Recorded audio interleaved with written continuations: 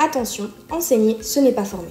Enseigner, c'est transmettre des connaissances en respectant un programme et atteindre des objectifs qui sont prédéterminés.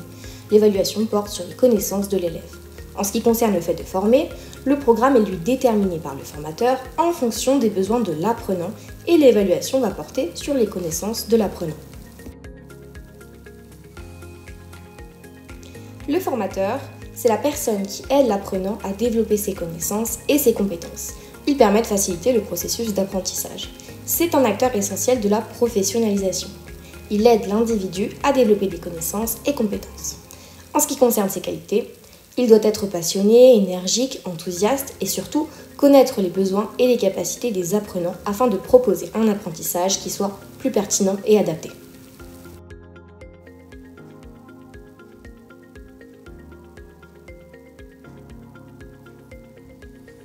Le formateur fournit une formation adaptée aux besoins. Il est chargé d'organiser et de dynamiser la formation avec des méthodes pédagogiques et objets adaptés. Il facilite l'apprentissage des savoirs et des connaissances pour acquérir des compétences. Il guide, oriente et conseille les individus. Le participant doit être également acteur de sa formation. Il évalue les compétences acquises de ces individus et il doit savoir s'adapter à l'évolution de son métier, par exemple avec l'utilisation de nouvelles technologies. Le schéma de Jean Rousseil représente 3 pôles avec des relations différentes. Tout d'abord, nous avons le formateur qui va enseigner un savoir, cela représente la relation didactique.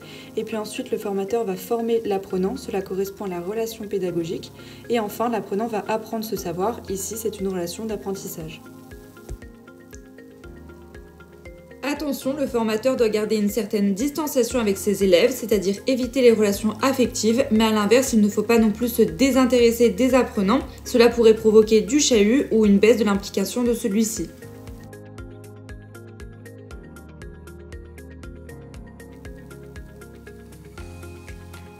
La formation initiale correspond à l'ensemble des années passées à l'école avant l'insertion sur le marché du travail, c'est-à-dire depuis la maternelle. Ensuite, la formation continue concerne les adultes qui ont arrêté leur formation initiale, sont entrés dans la vie professionnelle et souhaitent reprendre une formation pour améliorer leurs compétences et acquérir de nouvelles connaissances. Cette formation peut être ponctuelle, le temps d'une journée, ou plus longue dans le cadre d'une reprise d'études, par exemple si on retourne à la fac. La formation professionnelle, quant à elle, a pour but de faire acquérir des compétences et savoir-faire nécessaires au sein du marché du travail. Elle concerne aussi bien les adolescents durant les stages ou apprentissages que les adultes. Le regard positif et la considération du formateur à l'égard de l'apprenant va lui permettre de prendre confiance en lui et de le motiver. Par conséquent, l'élève s'impliquera plus dans son apprentissage et augmentera ainsi ses chances de réussite. On parlera de cet effet suite à une étude menée dans les années 50 dans les classes primaires en Californie appelée Oaxaca School par des sociologues de l'éducation Rosenthal et Jacobson. Ils ont créé l'ouvrage Pygmalion à l'école. Pygmalion est une référence à la mythologie grecque. Il est tombé amoureux de sa sculpture et Aphrodite va transformer cette statue en femme. Cela illustre le fait que le regard porté sur la personne fait passer de la mort à la vie. Ici, l'étude de Rosenthal et Jacobson consiste à faire passer un test d'intelligence aux élèves. On va garder les résultats secrets et tirer au sort quelques élèves que l'on va nommer comme surdoués. Les résultats sont les suivants. On se rend compte l'année suivante que ces élèves identifiés comme tels ont beaucoup plus progressé que les autres, ce qui tend à confirmer que l'élève se conforme à l'image qu'on renvoie de lui. Cependant, l'effet inverse existe également.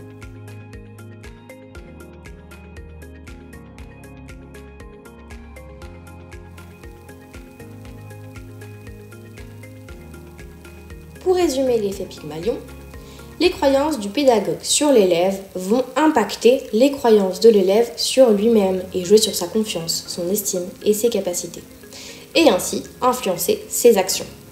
Enfin, ces dernières vont renforcer les croyances du pédagogue.